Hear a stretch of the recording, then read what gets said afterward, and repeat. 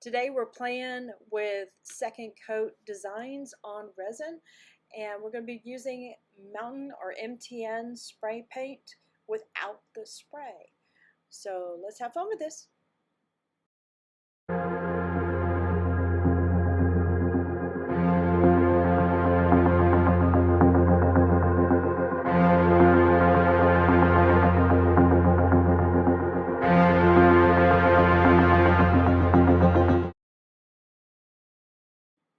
Howdy howdy y'all. So this is Clara Lawrence, and I'm doing a series of videos based on different effects you can get when you do a second coat onto resin art. The reason why I'm doing this is I haven't seen a whole lot of that out there as far as showing you just different ways you can either handle resin, handle paint, and different effects you can get to play with the depth of resin. And that's one of the things I really like about resin. So I'm just knocking out a few dirty pours onto coaster molds. And this is just to give us a platform because we've got to have something to do the second coat onto. So that's what I'm doing here. But today we're going to be playing with Mountain spray paint. And I say it without the spray.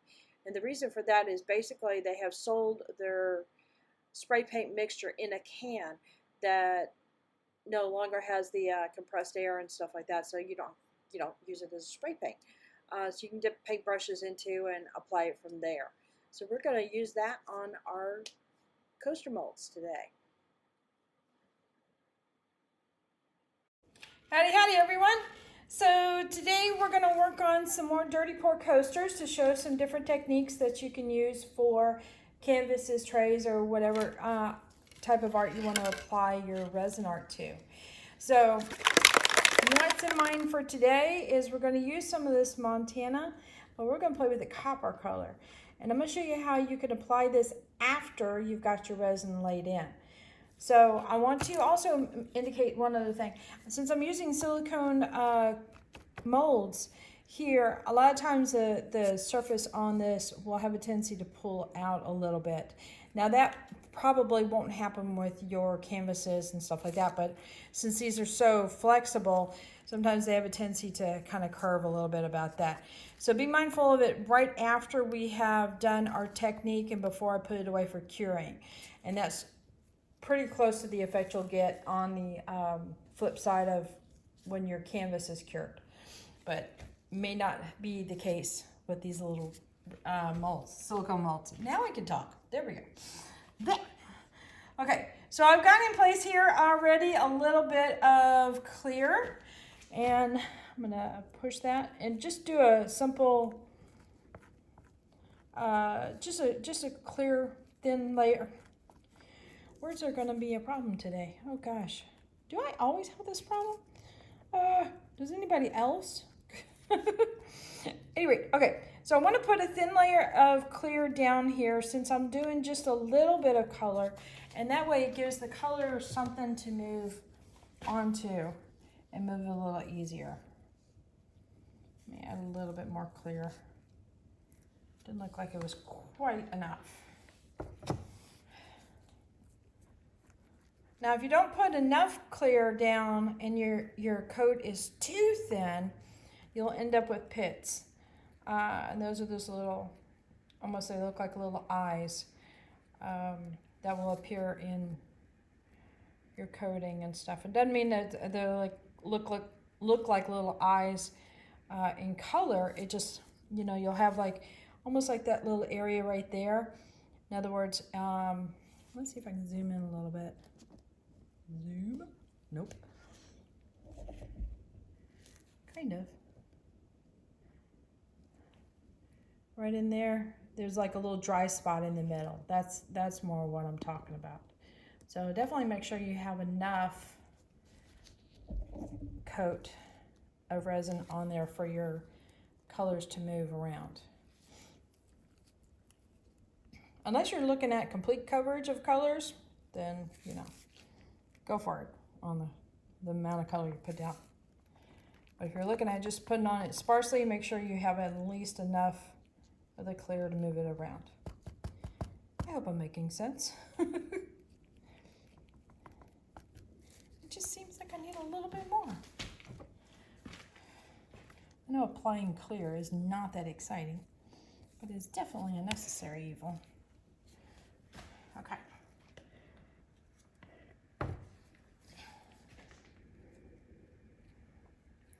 So today I'm going to play with an unusual color. Not my usual go-to thing, but I do find it looks really, really interesting with other colors. So hang on a sec.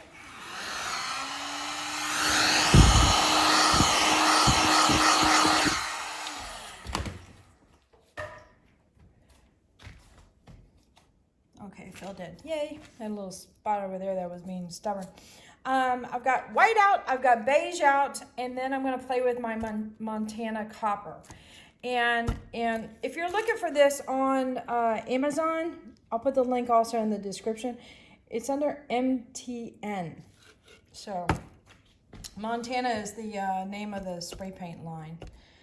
Let's see now. I think we're good. So I'm going to do just a simple feathering technique just to get some colors in the background for now. And then we'll apply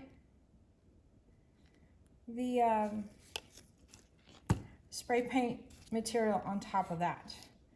So the spray paint gets to be the star.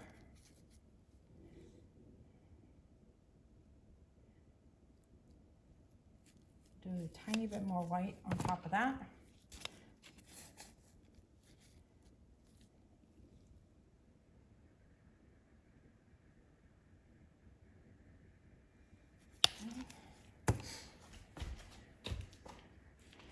Get the heat gun and we're going to spread that around.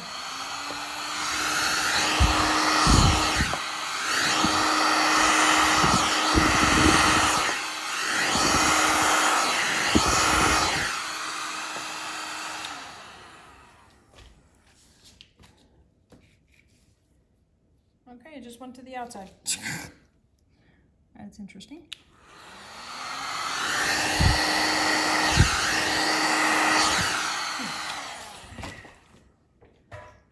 It's not behaving.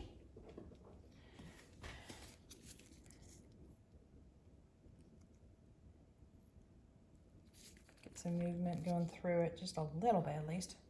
Okay.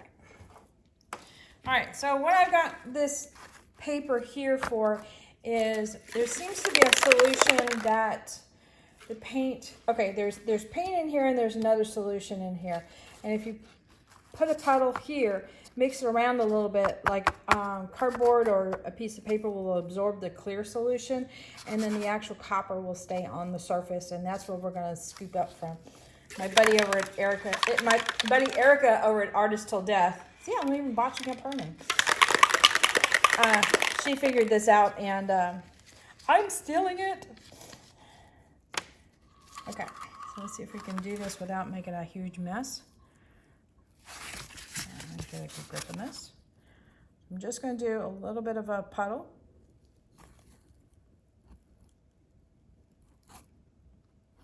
And I'm trying to do it, whoops. Trying to salvage. Okay. That was a little bit more than I expected there. Okay, you see how it's really kind of this almost oily like on the side there? That's what we're talking about. Oh, good. This actually created another thing. If you put little speckles on there, you may have to explore that one in another video. Okay, so what I'm going to do here is I'm literally scraping it up, and I'm going to draw some thin lines in here. Scrape off the resin, see if I can scrape up the paint a little bit.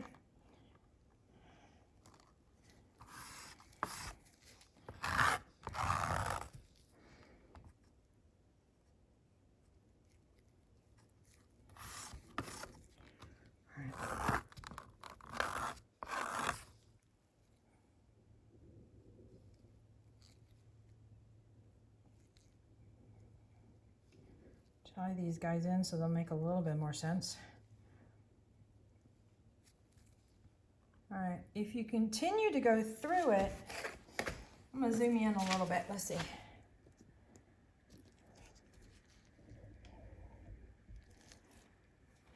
You can break up some of these lines in here pretty well.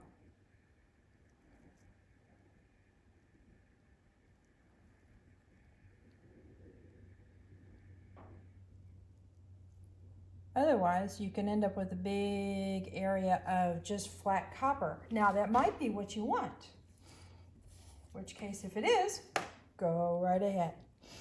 So let me bring you in close. Well, you're kind of already in close. I'll just bring you all the way and just pan through this here.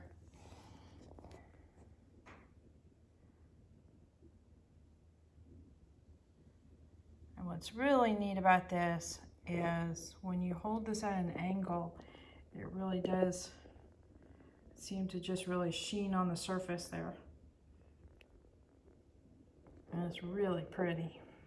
I personally like it when you get a bunch of real thin lines like that. All right, guys. Until tomorrow, we'll see how this puppy cures up. Later.